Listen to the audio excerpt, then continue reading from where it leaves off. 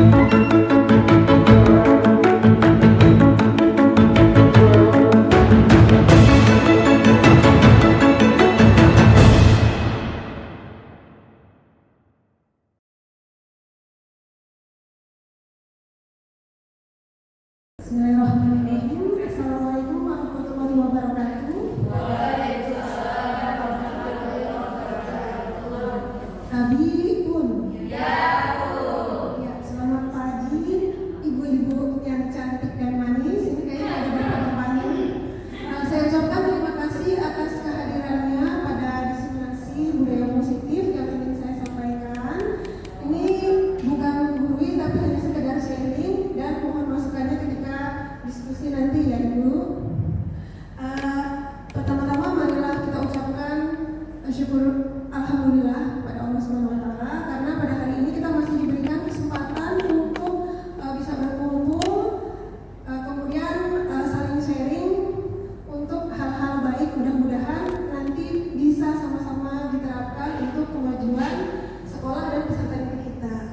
Baiklah, di sini saya Tiatun Hasanah, CGP Angkatan 9 dari SMK Negeri 2 Metro, Kota Metro, Provinsi Lampung akan menyampaikan diseminasi aksi nyata pada budaya positif modul 1.4. Adapun tujuan dari diseminasi ini, CGP dapat menyampaikan pembelajaran dari penerapan konsep inti dari modul budaya positif serta pemahaman mereka mengenai konsep-konsep inti dalam modul budaya positif. Nah, untuk pertanyaan pemantiknya di sini masih sama ya. Ada tentang hukuman. Apakah hukuman dapat mendisiplinkan anak? Selanjutnya, pemberian hukuman dengan hal positif seperti membaca atau membersihkan halaman sekolah dapat meningkatkan disiplin anak. Memberi penghargaan dapat meningkatkan motivasi belajar anak. Nah, dari ketiga hal ini, apakah ibu-ibu di sini menyetujui pernyataan tersebut atau tidak menyetujuinya?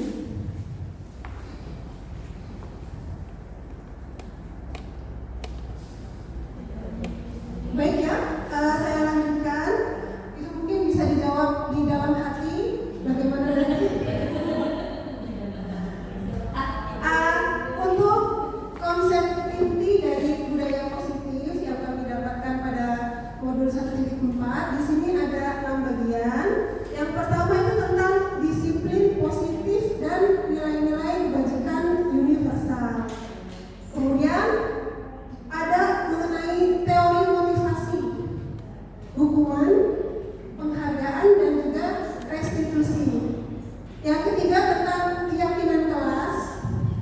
Yang keempat tentang kebutuhan dasar manusia dan dunia yang berkualitas. Kemudian yang kelima tentang restitusi, tentang 5 posisi kontrol guru. Kemudian untuk restitusi yang berikutnya ini bagaimana kita mengatasi suatu masalah dengan siswa melalui segitiga restitusi. Mungkin di antara ibu-ibu di sini beranggapan bahwa guru itu bisa mengontrol siswa. Benar tidak? Guru bisa mengontrol siswa. Ya, benar. Menurut kita ya, kita mengatur teorinya ini. Jadi pertanyaan apa tadi? Apakah ibu tuh mempunyai anggapan bahwa guru bisa mengontrol siswa? Ya, mengontrol selama lagi jamnya lah. Mengontrol selama lagi di Ya, selagi dalam pengawasan. dalam jam pelajaran. Ya. Kemudian ada anggapan juga bahwa kritik dan membuat orang merasa bersalah itu dapat menguatkan karakter. Apakah hal tersebut benar? Tergantung orangnya. Kalau dia memang tahan berhenti, dia kan cuek-cuek aja. Kalau dia baper, langsung nangis, langsung pergi, nggak mau belajar. Maksudnya di sini anggapan dari guru tersebut, bukan dari siswanya.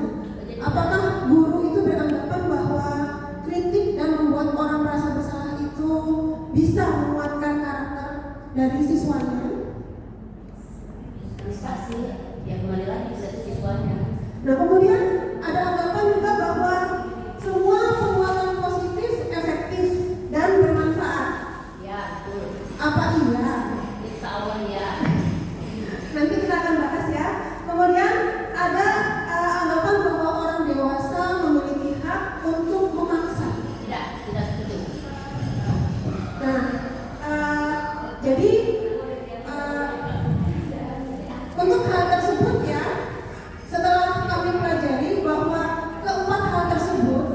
anggapan-anggapan kita terhadap siswa atau terhadap pernyataan-pernyataan tersebut itu bisa dianggap sebagai ilusi. Jadi boleh kita langsung aja. Biar nggak lupa.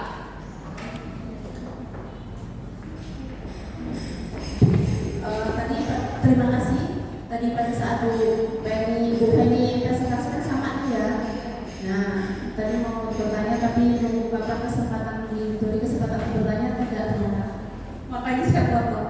Baik, untuk perubahan paradigma teori kontrol atau teori pilihan ilusi ini teori pilihan ini pertama kali saya ingin konfirmasi dulu ke ibu-ibu berdua lah, boleh nanti. Nah, yang 4 poin ini, pernyataan 4 poin ini atas sudah menjadi rancangan tetap atau ibu berdua yang merancang. Ini yang pertama. Kalau misalnya ibu berdua yang merancang di nomor 2 itu, ilusi bahwa kritik dan membuat orang merasa bersalah dapat menguatkan karakter, maka ketika itu pertanyaan dikembalikan kepada saya terutama, itu 2 hal yang tidak bisa disandingkan. Antara kritik dan membuat orang merasa bersalah itu berbeda.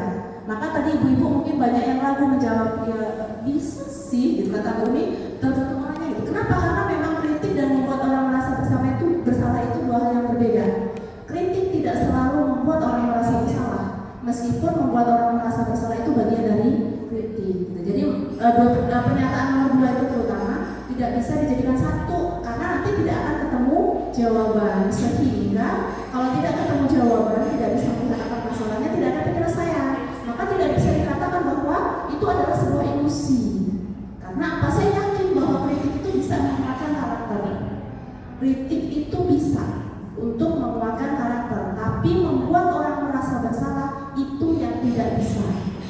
Jadi, maksudnya nanti biar ada masalahnya ketemu. Itu saja sih. Terima kasih. Mohon maaf jika ini juga merupakan sebuah kritik.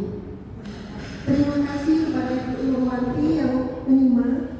Jadi untuk keempat poin ini sebenarnya bukan kami yang membuat, tetapi adalah salah satu tokoh ya, Dokter.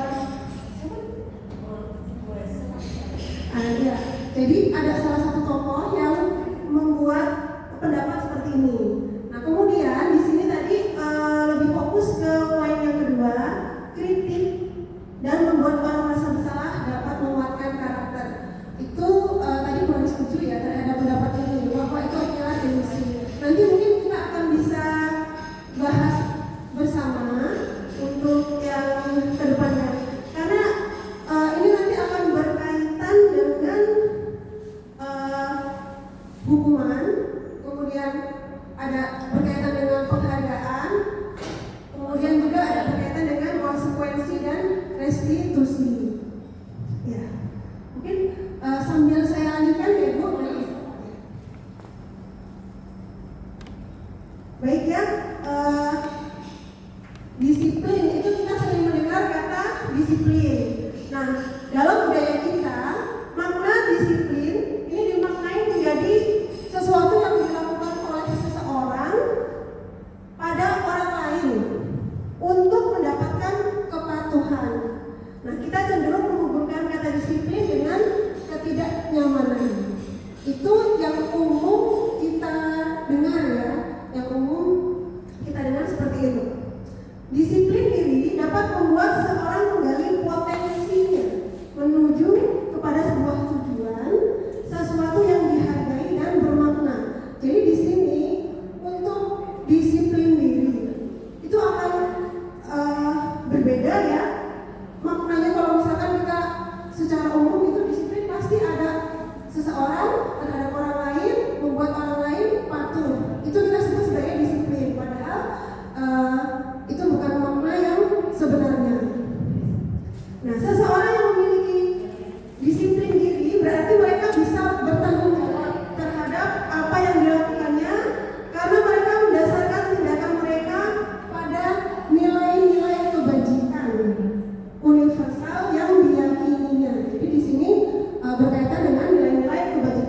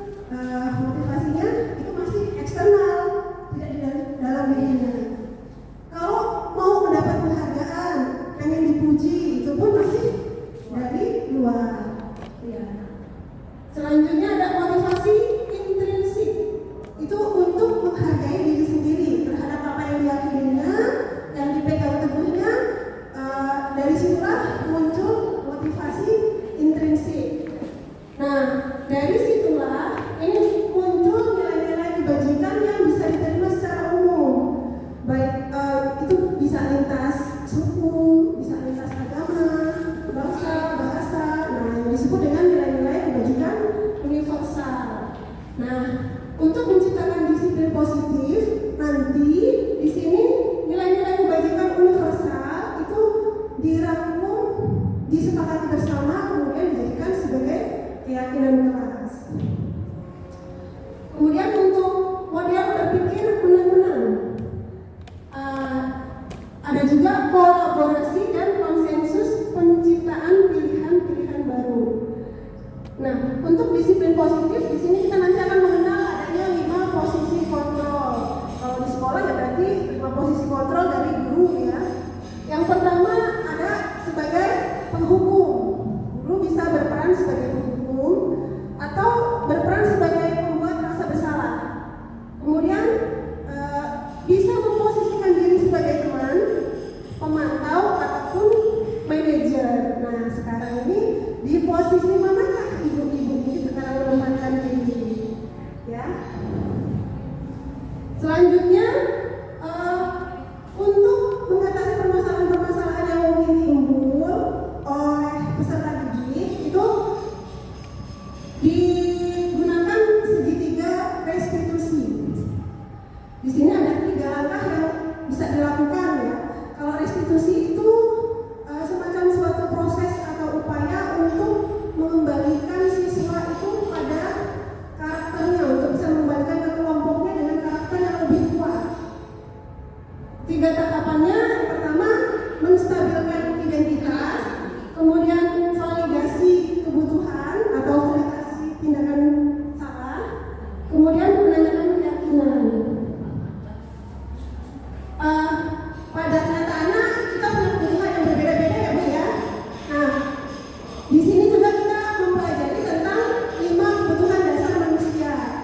Nah, setiap manusia itu melakukan suatu tindakan biasanya untuk memenuhi kebutuhan dasarnya. Kebutuhan dasar mana yang ingin dipenuhinya, itu bisa menjadi motivasi dia berperilaku.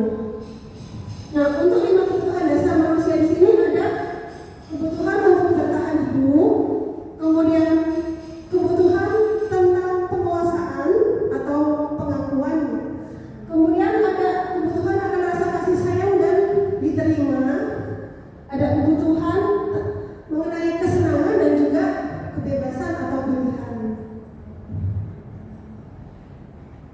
Untuk nilai-nilai kebajikan universal, nilai-nilai kebajikan adalah sifat-sifat positif manusia yang merupakan tujuan mulia yang ingin dicapai setiap individu.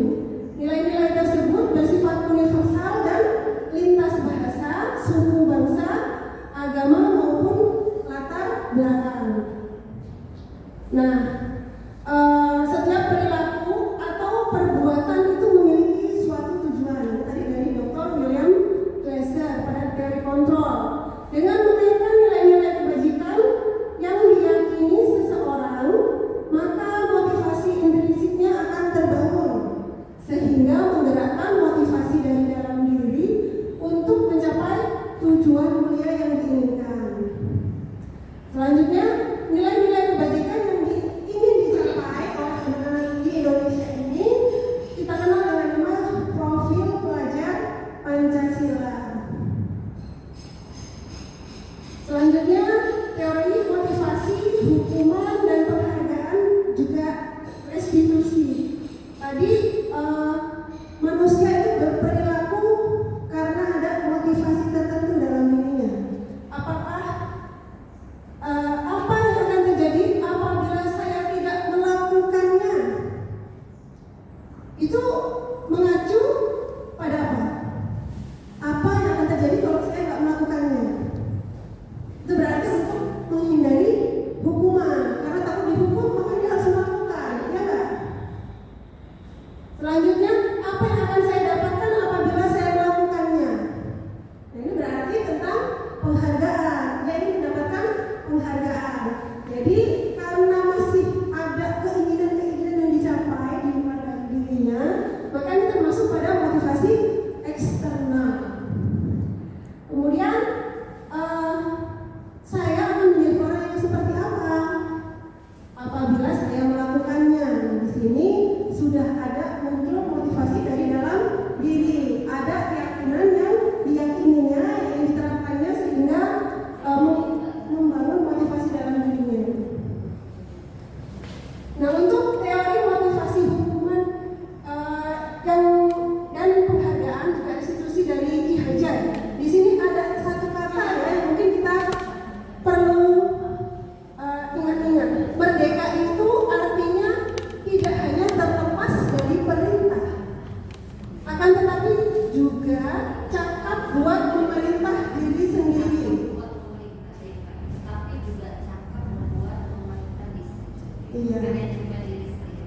Ya, jadi bukan berarti kalau merdeka itu nggak mau diperintah orang lain, tetapi harus bisa memerintah diri sendiri berdasarkan kebutuhan ya, berdasarkan keyakinannya.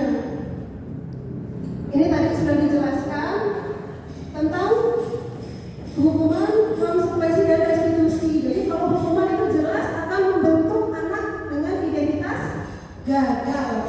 Ya, kalau untuk konsekuensi dan restitusi ini bisa membentuk anak mendapatkan identitas sukses atau berhasil. Ketiganya ini berbeda. Untuk hukuman, di sini pasti ya yang dihukum itu pasti sakit hati kan? Anak-anak pasti merasakan sakit hati. Itu sudah akan terekam di dalam dirinya. Mungkin akan diingat-ingatnya nggak hanya dalam jangka waktu pendek, bisa jadi dalam jangka waktu lama. Nah, kemudian untuk konsekuensi di sini bisa jadi itu menyakitkan, tapi dalam jangka waktu yang lebih pendek. Misal anak-anak diberi konsekuensi atas apa yang dilakukannya, berarti dia akan mungkin merasa tidak nyaman, tapi jangka waktu yang lebih pendek daripada ketika melakukan hukuman. Kemudian untuk restitusi di sini anak akan merasa lebih nyaman ya, karena hal apa yang ingin dilakukannya itu muncul dari diri si anak. Jadi kalau untuk hukuman itu dari seseorang, misalkan dari guru terhadap murid, dari orang tua terhadap anak, dari bos kepada karyawan. Nah, kalau konsekuensi ini disepakati dulu secara bersama. Kalau kamu berlaku seperti ini, maka konsekuensinya adalah itu. Jadi ada sebab akibat.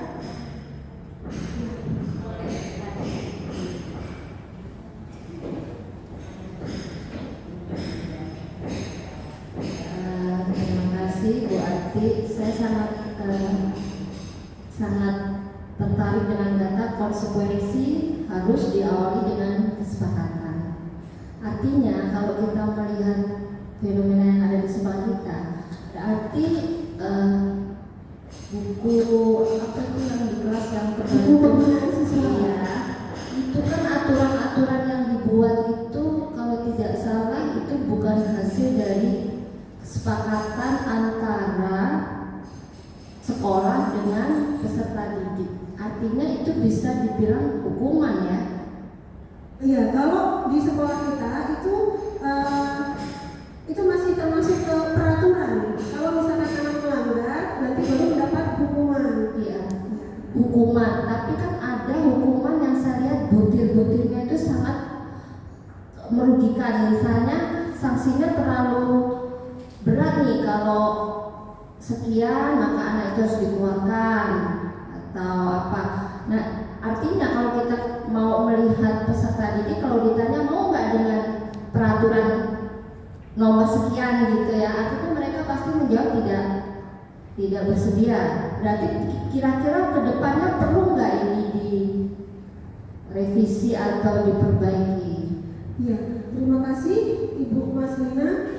Kalau menurut saya, memang sekolah kita itu kan memang ada tata tertib sekolah yang anak-anak sebenarnya awalnya sudah menyepakati, ditandatangani oleh siswa dan juga diketahui oleh orang tua. Nah, kalau menurut saya sebenarnya itu sudah termasuk konsekuensi, bukan hukuman. Oh, sudah ada kesepakatan di awal ya. Mungkin saya tidak tahu saja. Terima kasih Bu Ati. Ya, sama-sama Ibu. Saya juga melihat kalau di sekolah biasanya kalau misalkan ada siswa bermasalah, misalkan membuat surat pernyataan, membuat konsekuensi karena mereka ada diskusi dua arah ya, dari satu pihak dengan pihak lain. Terima kasih Ibu.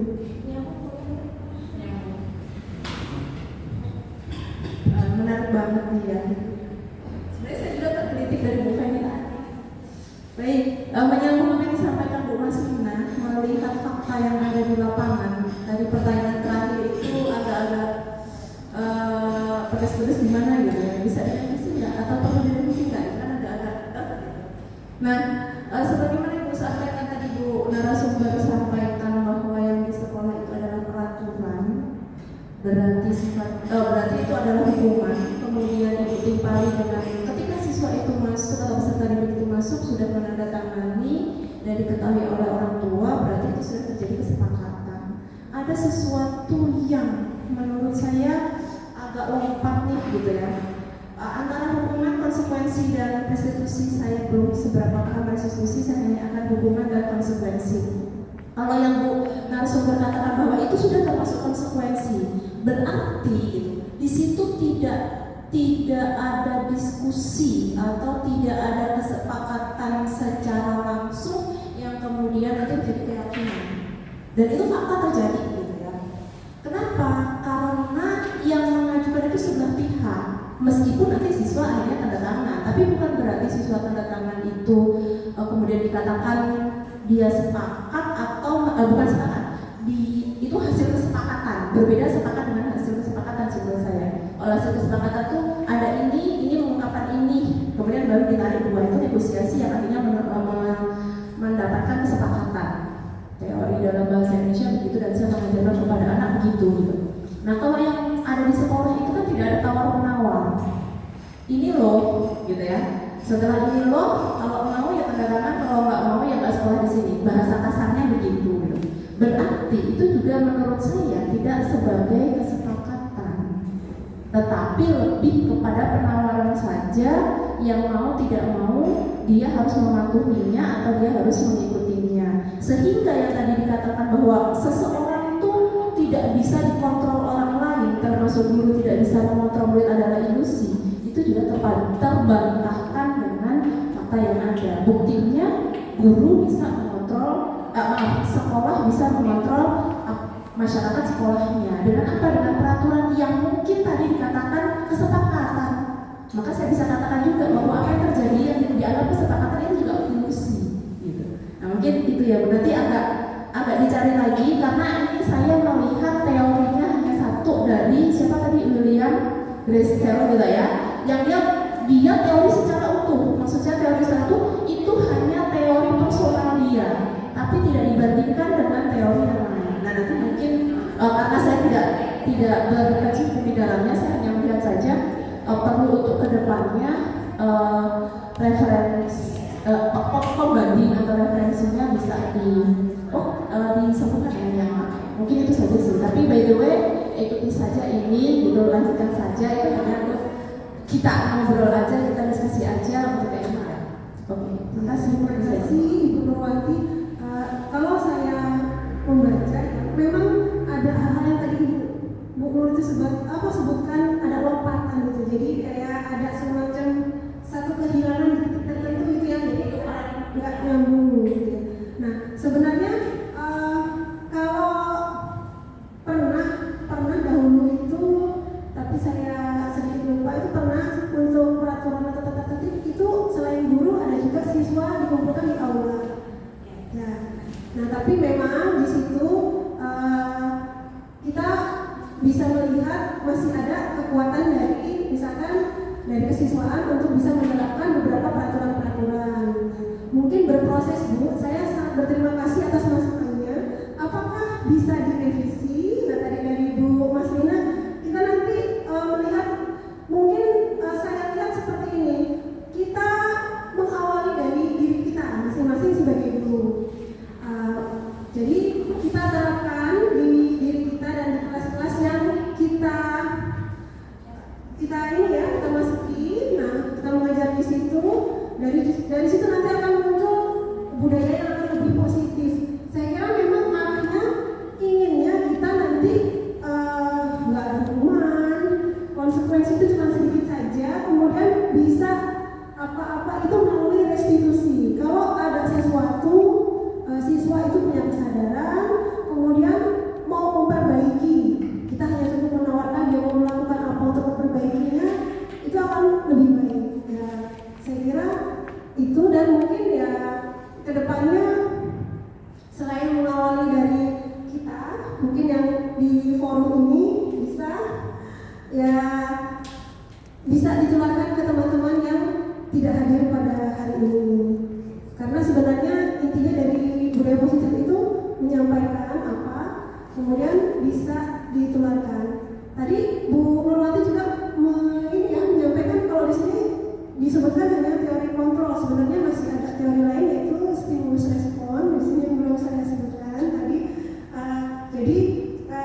sebelum masuk ke sana.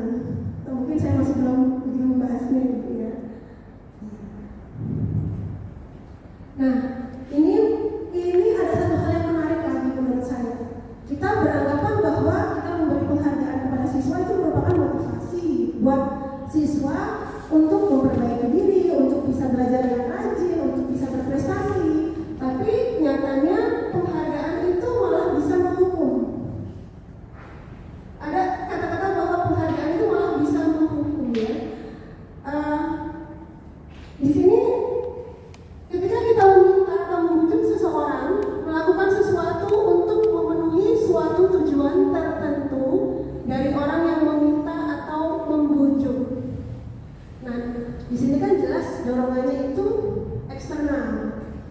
Nah, karena dorongannya eksternal, ini akan memberikan beberapa dampak. Ada dampaknya itu bisa berupa pengaruh jangka pendek ataupun jangka panjang.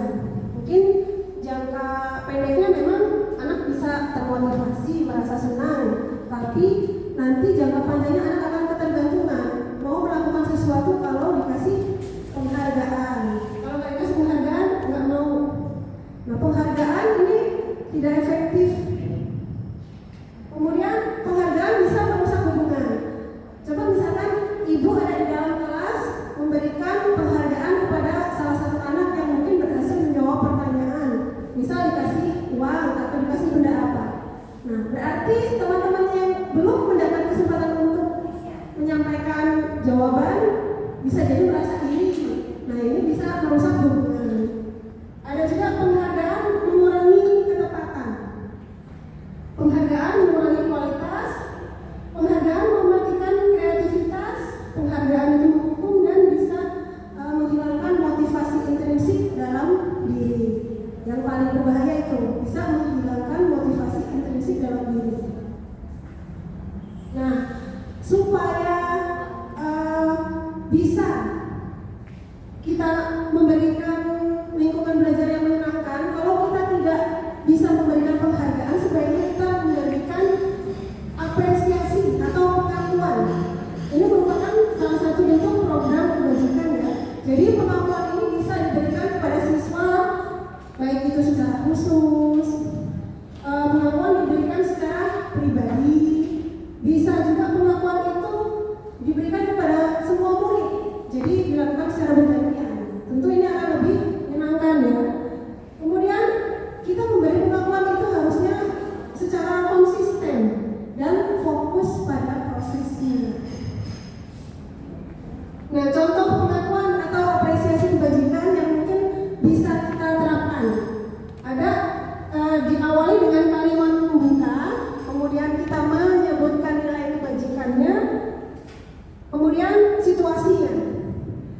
Kemarin saya perhatikan itu pembuka. Nilai kebajikan, rasa empatimu besar sekali. Nah, situasinya pada saat menolong murid baru di kelas kita. Jadi di sini guru memberikan apresiasi kepada siswa yang memberikan yang memperhatikan atau memberikan rasa empatinya kepada teman baru, menolong teman barunya. Jadi itu mungkin hal kecil ya, tapi bisa membangun diri siswa. Jadi kita mungkin mulai dari sekarang bisa melakukan program-program kebajikan semacam ini dengan memberikan pengakuan atau apresiasi terhadap pencapaian anak, sekecil apapun itu pencapaiannya. Karena selama ini kita sering melihatnya, mungkin kalau anak menjawab dari 10 soal itu dijawab benar 9, salah satu tapi yang kelihatan kamu salah satu, bukan kamu benar 9-nya. Itu kan yang sering. Ya, jadi bisa kita mulai mengubah paradigma berpikir kita. Nah, kita sampai pada restitusi. Nah, ini menarik sekali ya, karena mungkin masih jarang atau saya kira sudah banyak juga yang melakukan, tapi tidak dari kalau sudah melakukannya. Restitusi adalah proses menciptakan kondisi bagi murid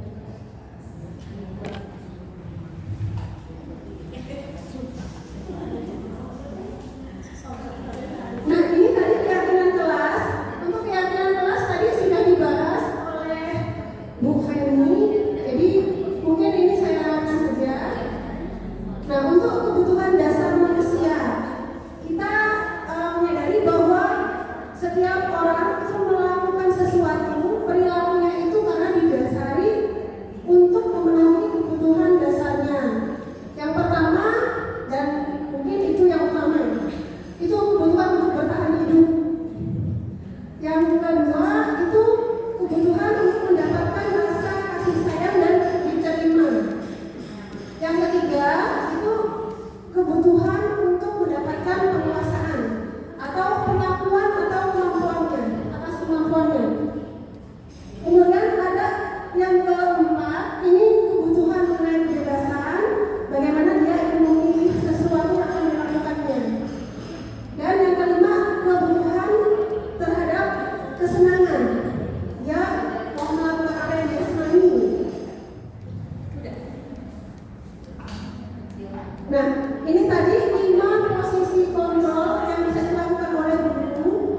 Yang pertama sebagai penghukum. Jadi kalau guru sebagai penghukum itu bisa melakukan hukuman baik secara fisik maupun verbal. Sebagai cara agar pembelajarannya itu bisa berhasil. Nah, berikutnya pembuat rasa bersalah.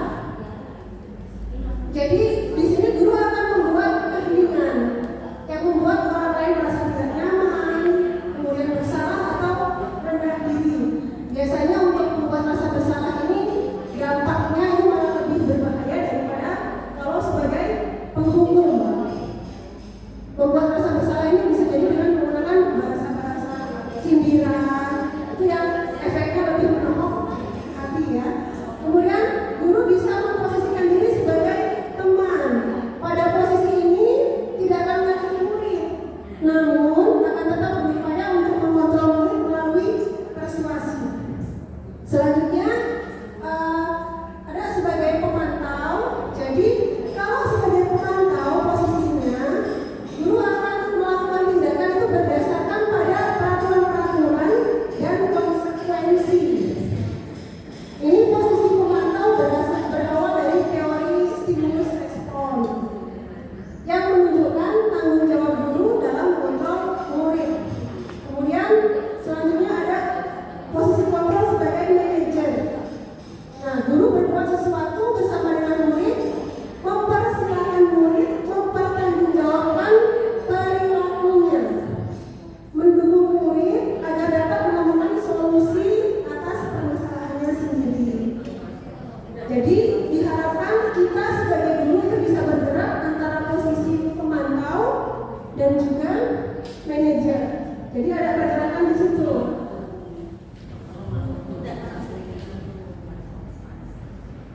Ini tadi sudah disampaikan ya. Nah, sekarang coba kita perhatikan pernyataan-pernyataan berikut ini. Saya kecewa sekali dengan kamu.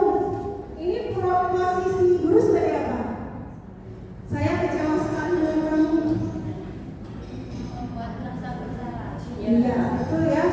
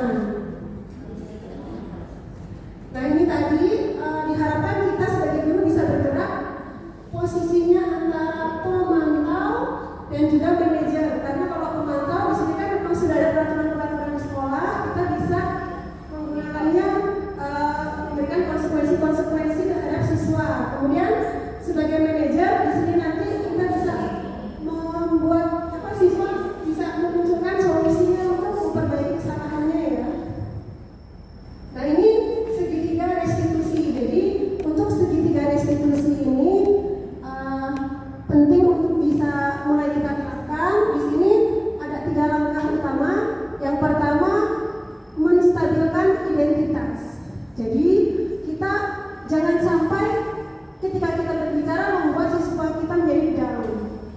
Kalau misalnya dia berbuat salah, kita menstabilkan dulu identitasnya. Ya, namanya juga manusia, nggak ada yang sempurna, bisa berbuat salah. Mungkin dengan seperti itu dia nggak akan merasa sebagai orang yang buruk, gitu kan ya. Tapi kalau misalkan kamu ini, langsung dia waduh, kamu seperti itu dalam pandangannya ibu ini atau bapak itu, gitu. Jadi mungkin dia akan merasa buruk. Jadi di sini kita stabilkan identitasnya dulu. Kamu bukan satu-satunya yang pernah melakukan ini. Atau kita bisa, ya bapak dan ibu juga dulu pernah melakukan suatu kesalahan gitu. Setelah menstabilkan identitas, kemudian nanti ada validasi kebutuhan atau validasi tindakan yang salah. Selanjutnya adalah menanyakan keyakinan. Nah, berikut ini contoh kalimat-kalimat untuk menstabilkan identitas. Guru bisa berkata, berbuat salah itu hal yang manusiawi. Tidak ada manusia yang sempurna. Bapak ibu juga buat salah. Kita pasti bisa menyelesaikan permasalahan ini. Bapak ibu tidak tertarik untuk mencari tahu siapa yang benar, siapa yang salah, tapi tertarik untuk menyelesaikan masalah. Nah, kalau kamu menyalahkan dirimu sendiri terus-menerus, apakah kamu bersikap baik pada dirimu sendiri?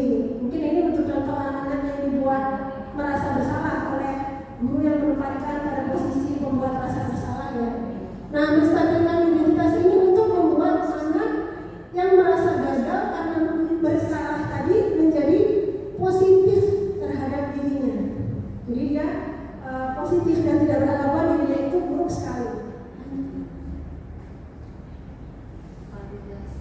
Nah, validasi tindakan salah. Di sini ada juga bentuknya validasi kebutuhan ya, karena biasanya setiap perilaku manusia itu didasarkan pada kebutuhannya. Nah, kamu bisa saja kan melakukan hal yang lebih buruk, tapi kamu tidak melakukannya kan? Kamu pasti punya alasan mengapa melakukannya. Apa yang penting bagi kamu? Kamu boleh tetap berusaha menjaga sikap itu, tapi ada sikap yang perlu ditambahkan. Maukah kamu belajar cara lain untuk mendapat yang kamu butuhkan tanpa harus memukul? Apakah kamu bisa melakukan dengan lebih baik lagi besok? Nah, untuk validasi tindakan salah ini untuk membantu murid mengenali atau melihat ya kebutuhan dasar apa yang belum terpenuhi. Jadi dia melakukan kesalahan itu.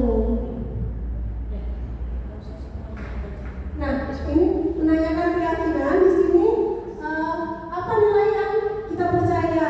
Di sini hal-hal yang diyakini oleh siswa itu yang kita tanyakan supaya bisa dihubungkan dengan norma-norma sosial dan nilai yang mendasari manusia berinteraksi dengan orang lain. Baik ya, Bapak Ibu semua ya. Ini di sini kita nanti coba untuk mempraktikkan segitiga restitusi ya, supaya bisa mulai menerapkannya.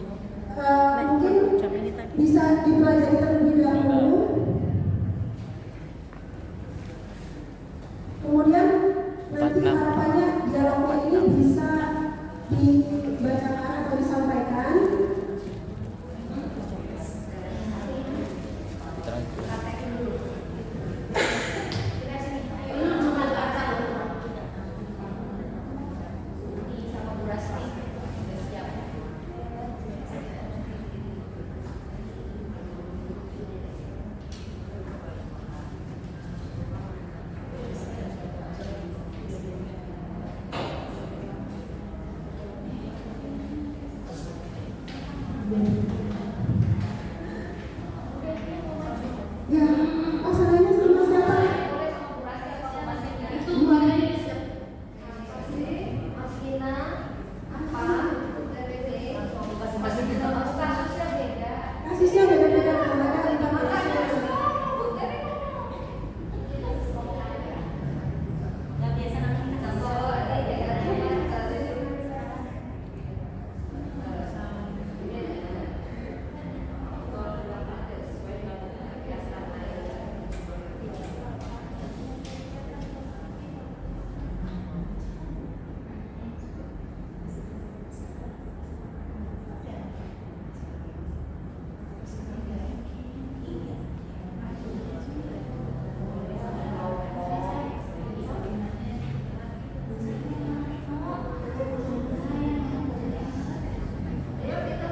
meja. Ini kira-kira ada yang mau mencoba untuk mempraktikkan beres diskusinya?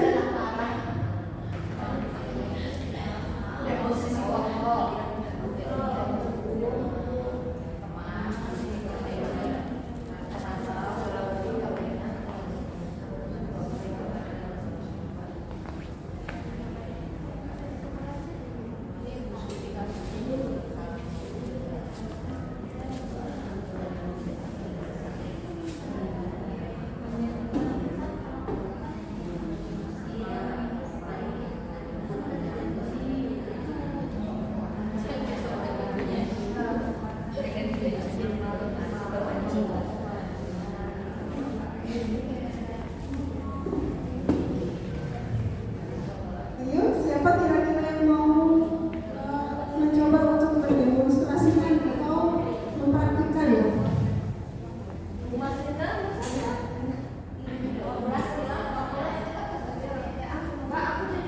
Baik ya, ini Bu Masina sama Bu Rasti coba mau mendemonstrasikan kasus dua.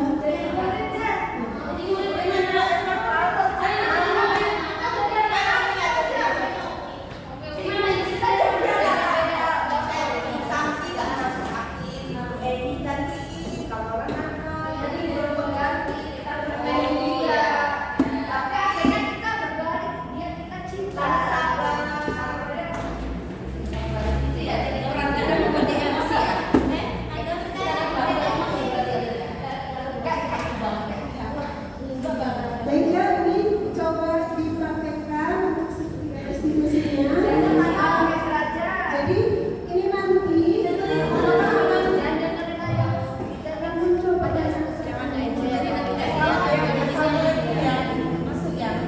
Dari situ masuk sutradara.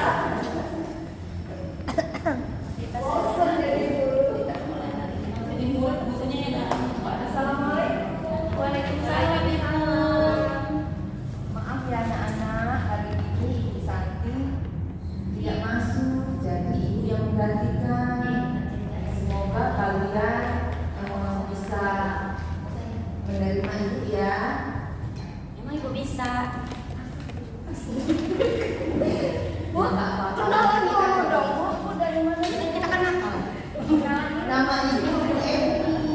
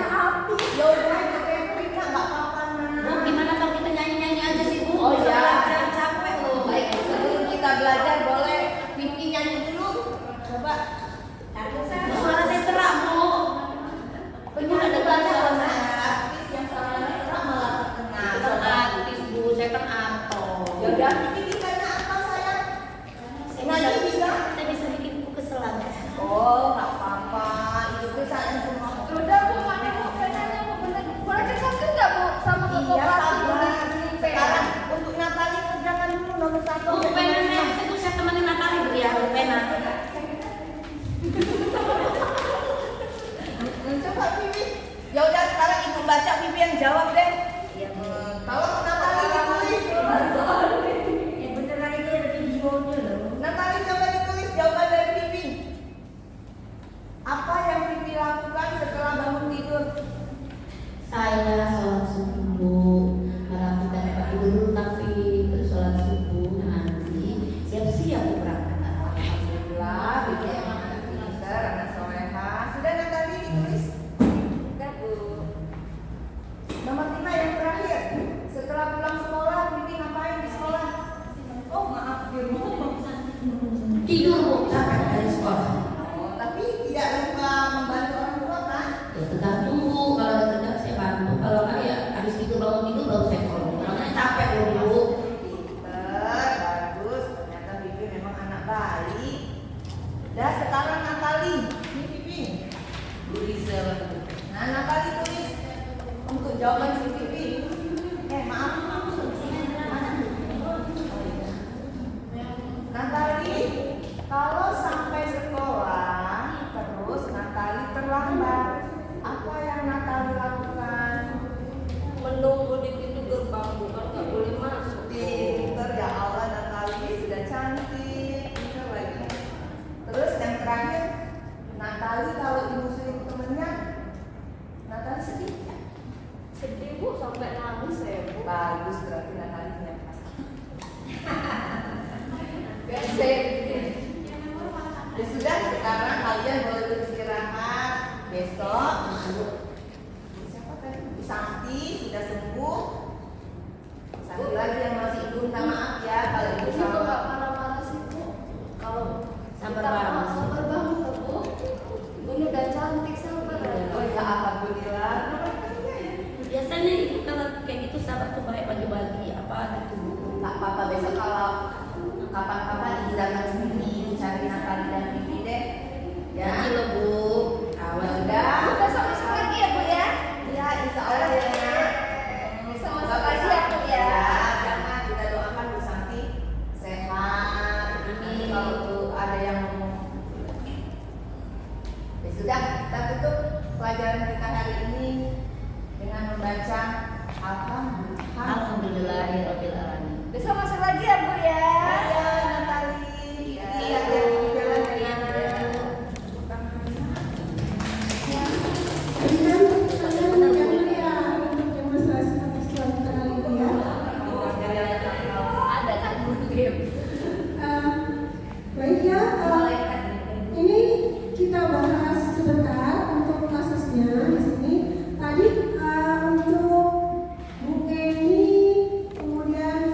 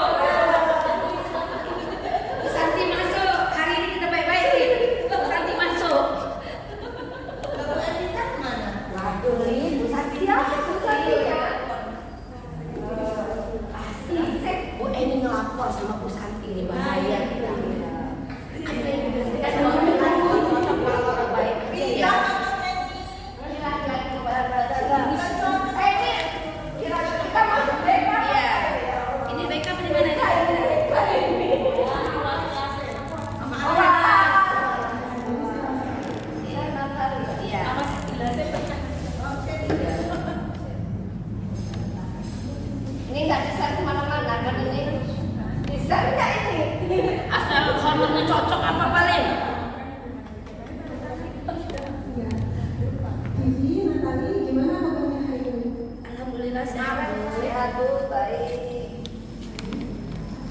Ya, kemarin ibu dapat laporan dari Bu Dewi. Kata beliau, kalian itu tidak bisa menerima beliau ya untuk proses pembelajaran ini. Jadi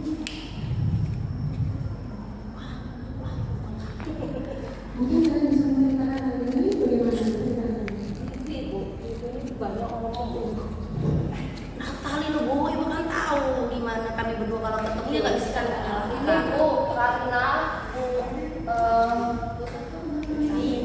Bu Eni itu datang tuh langsung ngasih tugas Bu.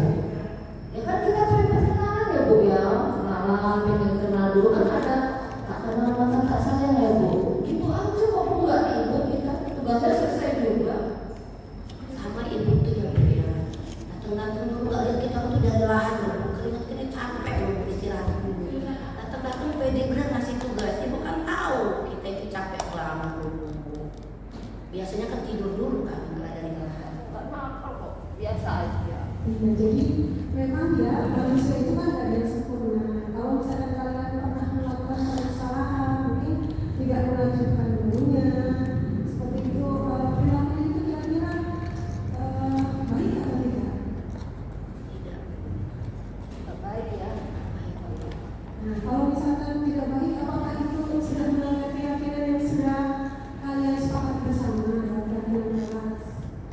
Lupa Bu, kan manusiawi lebih lupa. Nah, memang sangat manusiawi kan kalau misalnya kita lupa, tapi lupanya itu dalam lama. Sekali aja kok Bu. Kemudian kita bisa ambil pelajaran dari yang sudah-sudah. Kalau misalkan kalian melakukan suatu kesalahan, apakah kalian teruskan atau ambil pelajarannya? Enggak, maaf Bu. Jadi kasih poin Bu. bagus ya, ibu sama kalian kalau kalian sudah menyadari kesalahan kalian. Nah, kemudian dari sini nanti kira-kira ada hal yang mau kalian perbaiki atau tidak? Iya Bu. Kami berjanji tidak mau melawan guru lagi. Tidak mengulanginya Bu. Jadi di sini ibu menghargai ya niat baik kalian untuk Minta maaf. untuk Mau minta maaf sama Bu Eni. Oh ya. Udah ini mau minta maaf. Jadi kalian sudah menyadari akan kesalahan kalian, kemudian sudah mengajukan diri untuk meminta maaf kepada Bu Eni. Iya. Bagus ya, hal itu sudah menunjukkan bahwa sebenarnya kalian ini memang anak yang baik. Ya Bu, karena sebenarnya di awal aja Bu kami ribut, cuman kan di akhirnya kami sudah mengerjakan tugas selesai, terus kayaknya sudah nggak ada masalah Bu. Jadi kamu kalau diajak sama Bu Eni juga nggak Bu, apa-apa. kami juga udah bilang sama kepala sekolah Bu, sama Pak Hasan. Kami juga udah bilang kepala sekolah ke Pak Hasan kalau nanti lain waktu nggak ada guru yang masuk, kami minta Bu Eni yang menggantikan lagi. Ya, alhamdulillah ya. Jadi di sini kalian sudah menyadari itu tentang kendala kalian itu, kemudian kalian juga sudah mau memperbaikinya, atau sudah mau merencanakan apa yang bakal dilakukan di depannya. Semoga nanti kalian bisa menjadi anak yang sukses ya. Amin. Makasih Bu. Ibu nggak marah ya Bu ya? Ibu nggak marah kan Bu? Ya, silahkan. Makasih ya Bu.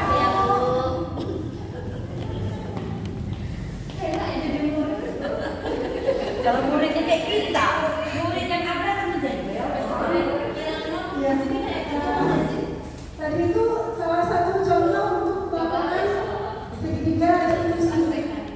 Untuk kalimat-kalimat yang pertama tadi untuk menstabilkan identitas bisa ditemukan atau tidak? Mungkin yang ya, pada kalimat apa?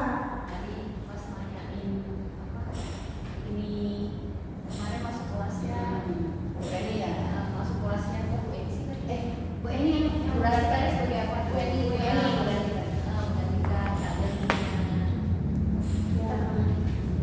Jadi tadi sudah ada kalimat untuk menstabilkan identitas. Jadi di situ ada meminta murid untuk menceritakan, kemudian di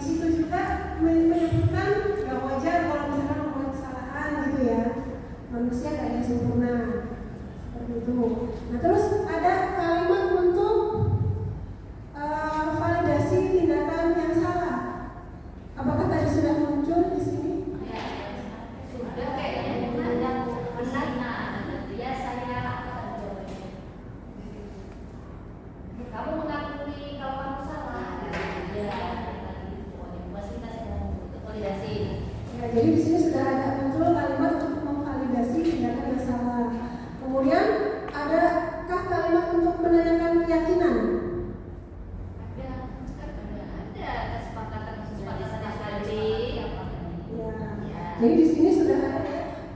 Jadi itu salah satu contoh untuk melakukan segitiga restitusi. Jadi kita munculkan kalimat-kalimat untuk menstabilkan identitas siswa. Jadi jangan langsung marah. Kemudian yang kedua, validasi tindakan salah. Kemudian yang ketiga, kemudian ini ya, menanyakan tentang keyakinannya. Siswa bisa memberikan solusi itu dari siswa. Jadi guru hanya menawarkan di situ. Maaf tadi ya, dan tidak boleh lagi. Kemudian di sini tadi siswa yang sudah merasa mendapatkan tadi ya berbuat salah tadi, di sini menawarkan untuk meminta maaf kepada Bu Eni. Kemudian meminta kepada kepala sekolah kalau misalkan Bu Santi yang nggak bisa hadir, boleh Bu Eni bisa menggantikan lagi seperti itu. Dari keseluruhan yang sudah disampaikan, mungkin ada yang mau ditanyakan, Ibu?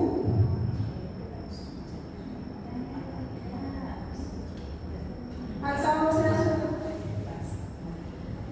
Jadi psikolog. Kesimpulannya gini kayaknya ya. oh ya, sebelum kita tutup, saya berharap di sini ada yang bisa memberikan refleksi ya. Untuk refleksinya ini di sini bisa yang pertama itu untuk menjawab beberapa pertanyaan. Apakah yang sudah Ibu dapatkan dari pertemuan ini? Ya, nanti kalau disampaikan. Kemudian yang kedua, bagaimana perasaan Ibu ketika kita melakukan forum ini? Nah, kemudian yang ketiga, hal-hal apa saja yang Ibu dapatkan? Apakah nanti di sini ada yang bisa diterapkan? Silahkan. Kayaknya saya ini jangan ambil kesimpulan sendiri buat dia, karena ini bahasanya kan banyak juga sih istilah-istilah dia. Saya dari tadi mikir bahasa simpelnya gini, kita ini diarahkan untuk menjadi guru yang bijaksana. Kalau simpelnya ya, kita ini diarahkan menjadi guru yang bijaksana, berjiwa besar, pokoknya sabar, itulah ciri-ciri bijaksana itu ya. Jadi memang nggak ngejudge siswa, kita mencarikan solusi, terus kita juga bersabar, berjiwa besar gitu ya. Maka kesimpulan saya kita itu dari ini nih menjadikan kita sebagai guru yang bijaksana. Itu sih kesimpulan singkatnya saya ya. Masalah yang lain-lain itu ya tinggal secara teorinya gitulah. Tapi kesimpulan saya menjadikan kita guru yang bijaksana. Karena kita mencari solusi, bagaimana kita menempatkan diri, bagaimana kita mengambil keputusan gitu ya. Ya itulah pokoknya intinya dibuat guru yang bijaksana. Jadi kalau kata saya. Ada refleksi dari Bu Uni dan menyimpulkan bahwa dengan pertemuan ini mengajak kita untuk menjadi guru yang bijaksana, yang bisa menempatkan diri pada posisi yang tepat. Mungkin ada yang mau menyampaikan lagi satu lagi? Ayo Bu Elvita, komentar dari senior pasti bagus. Banyak makan asam garam.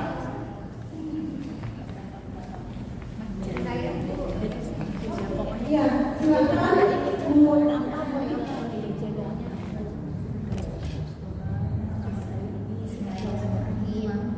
Kalau dari saya, benar-benar menjadikan guru itu memang digugu dan ditiru dari katanya, karena memang disadari atau tidak beriring perjalanan waktu kan kita kehilangan identitas bahwa kita ini memang seorang yang sudah memilih jalan ini dan memang harus memiliki komitmen untuk melakukan sesuatu yang itu nanti dilakukan juga oleh anak didik, peserta didik. Jadi kata guru itu bukan hanya ya guru, kalau bahasa Inggrisnya itu teacher ya, tapi memang benar-benar yang digugu dan ditiru. Kalau di zaman kita itu kan guru itu kencing berdiri maka murid kencing berlari. Artinya apa? Yang dilihat, yang didengar itu kan memang setidaknya dari guru itu harus memberikan teladan. Kalau contoh itu bisa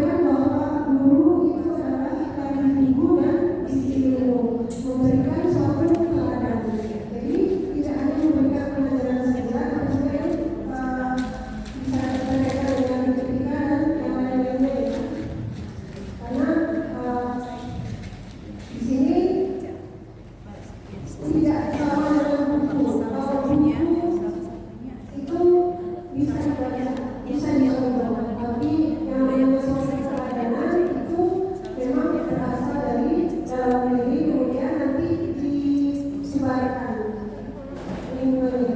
Saya kira itu saja. Mudah-mudahan bisa bermanfaat ya untuk semua dan juga bermanfaat untuk saya. Baiklah, untuk saat ini saya tutup untuk pertemuan ini. Terima kasih banyak atas keterlibatan Ibu semua dalam diskusi modul organisasi lingkungan tentang budaya positif ini. Saya mohon maaf jika ada kesalahan-kesalahan yang saya lakukan, dan semoga kita bisa mengambil manfaatnya dan mulai bisa menerapkannya di kelas-kelas kita supaya sekolah menjadi semakin maju. Saya akhiri. Wassalamualaikum warahmatullahi wabarakatuh.